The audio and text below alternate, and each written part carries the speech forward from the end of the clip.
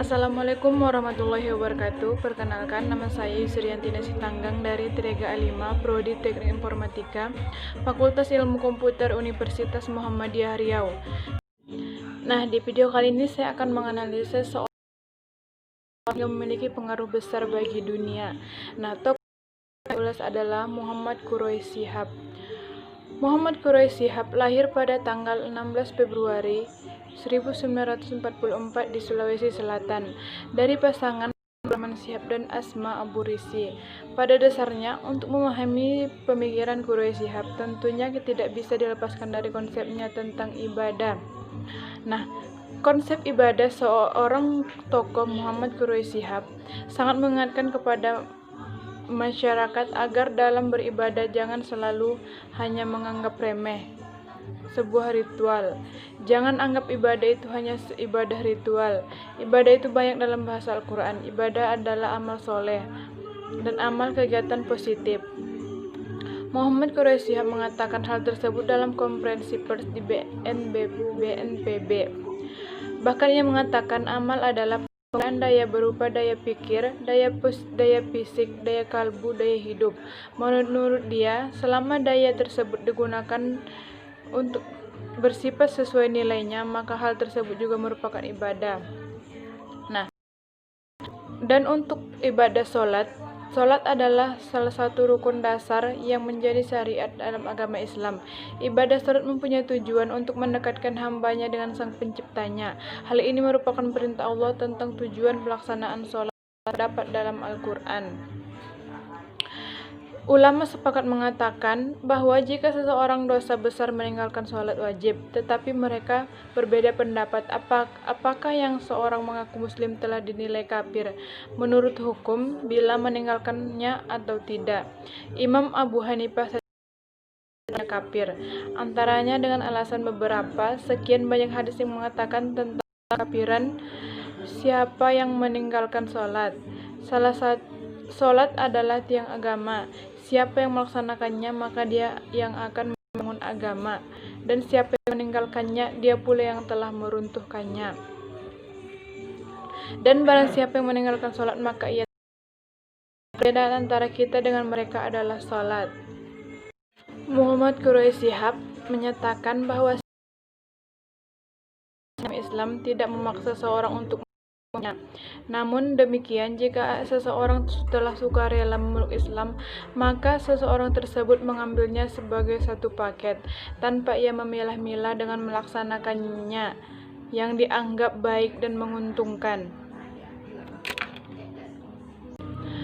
Nah, sekarang kita akan membahas tentang puasa.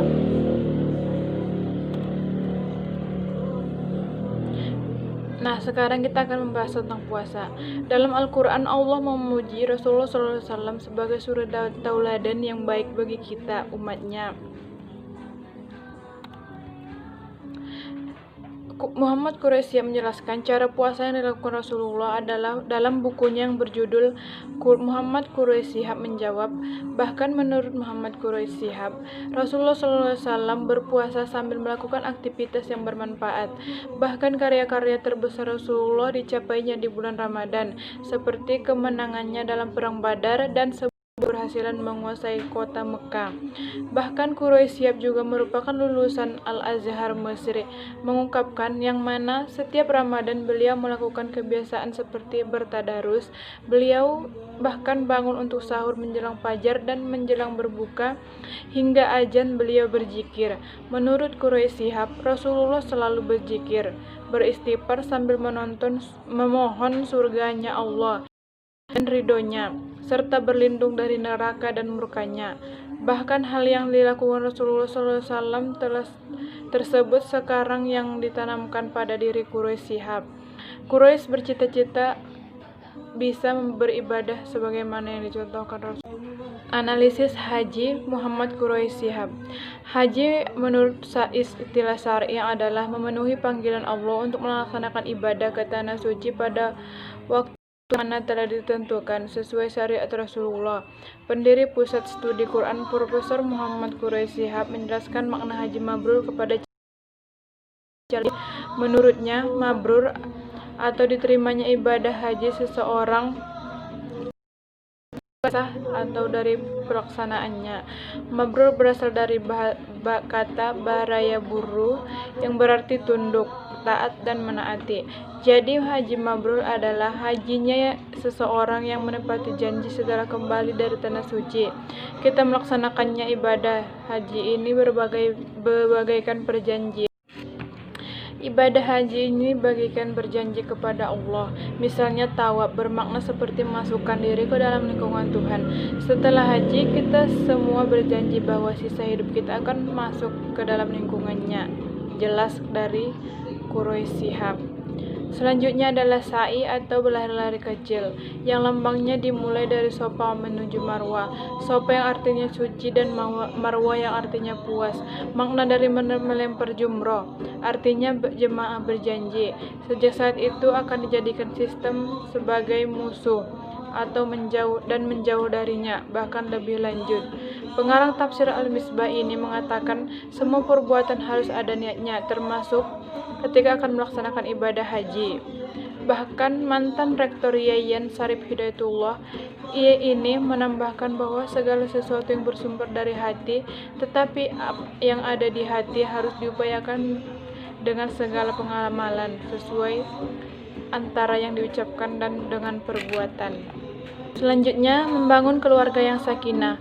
Pernikahan bagi umat manusia merupakan suatu yang sangat sakral dan mempunyai tujuan yang sakral pula, dan tidak lepas dari ketentuan-ketentuan yang ditetapkan sebagai syariat agama. Tujuan utama dari pernikahan adalah untuk membentuk keluarga bahagia yang penuh ketenangan, cinta dan kasih sayang. Begitu juga dengan Quraish Shihab. Semenjak mempersunting istrinya yang bernama Fatmawati pada 45 tahun silam, walaupun terpaut usia 10 tahun. Tidak hanya itu, mereka juga memiliki perbedaan budaya dan tradisi yang berbeda. Walaupun begitu, tidak menjadi penghalang bagi mereka untuk hidup rukun dan damai. Sampai mempunyai 5 orang anak. Kekeluargaan yang erat yang dimiliki keluarga Shihab bisa dilihat sendiri, di mana di antara Quraish Shihab dan anak-anaknya memiliki kedekatan seperti teman, anak-anak yang bebas bercerita, sehingga menjadikan keluarga yang sakinah, mawaddah dan warahmah. Nah, selanjutnya Islam dalam persoalan hidup kerja. Seorang muslim dapat bekerja selalu berhati-hati dan terbuka pikirannya kepada keindahan ciptaan Allah. Suatu pekerjaan yang dilakukan oleh seseorang yang memang ahlinya tentu akan mendapatkan hasil yang berhasil dan bermutu, bahkan baik. Sebaliknya, jika pekerjaan dilakukan oleh seseorang yang bukan profesinya, akan mendapatkan hasil yang tidak bermutu dan bahkan akan berantakan. Hal tersebut juga diterapkan oleh Quraish Shihab beserta keluarga besarnya. Sebagai seorang menteri, sebelumnya Quraish Shihab merupakan seorang rektor di salah satu universitas yang ada di Indonesia. Pada tahun 1984 adalah babak baru tahap kedua bagi Quraish Shihab untuk melanjutkan karirnya. Untuk itu, Quraish Shihab pindah tugas dari Yayan Makassar ke Fakultas Usuluddin Yayan Jakarta. Pada waktu itu ia aktif mengajar bidang tafsir dan ulum Al-Quran di program S1, S2, dan S3 sampai tahun 1998. Di samping melaksanakan tugas pokoknya sebagai seorang dosen, ia juga dipercaya menduduki jabatan sebagai seorang rektor Yayan Jakarta selama 2 periode. Setelah itu, ia pun dipercayai menduduki jabatan sebagai Menteri Agama selama kurang dari 2 bulan. Pada awal tahun 1998, hingga akhirnya ia kemudian diangkat sebagai duta besar luar biasa dan berkuasa penuh Republik Indonesia untuk negara Republik Arab Mesir, merangkap negara Republik Djibouti berkedudukan di Kairo. Bahkan kehadiran Quraish Shihab telah memberikan suasana baru dan disambut hangat oleh masyarakat. Hal ini terbukti dengan adanya berbagai aktivitas yang dijalankan di tengah-tengah masyarakat. Bahkan ia diterima oleh masyarakat karena merupakan sosok seseorang yang dermawan. Bahkan Quraisy Shihab berdasar pada latar belakang keilmuan yang kokoh yang ia tempuh melalui pendidikan formal, serta ditopang oleh kemampuannya menyampaikan pendapat dan gagasan dengan bahasa yang sederhana, tetapi lugas, rasional, dan kecenderungan pemikiran yang modern. Ia tampil sebagai penceramah dan penulis yang bisa diterima oleh semua lapisan masyarakat. Bahkan Quraisy Shihab profesional dalam bekerja, sehingga mengantar ia ke gerbang kesuksesan. Bahkan ia selalu bekerja dalam anjuran dan menaati apa yang telah diperintahkan Allah Subhanahu wa taala. Demikianlah video analisis tokoh dari saya. Assalamualaikum warahmatullahi wabarakatuh.